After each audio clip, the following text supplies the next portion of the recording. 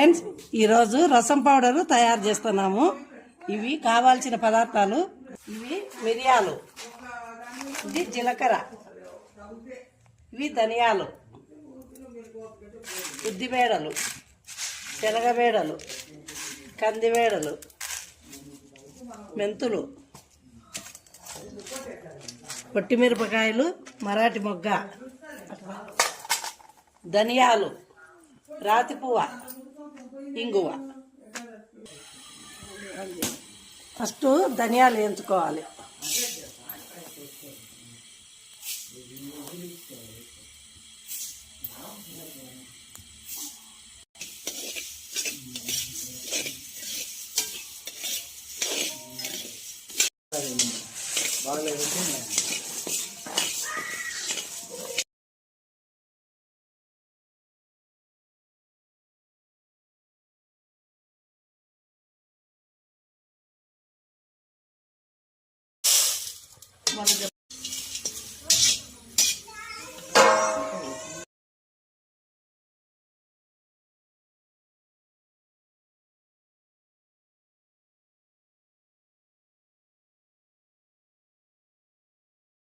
ఇంగువ,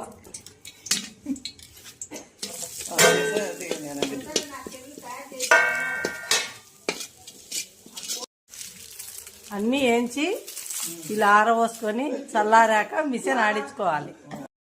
hello friends, రసం పొడి తయారైంది.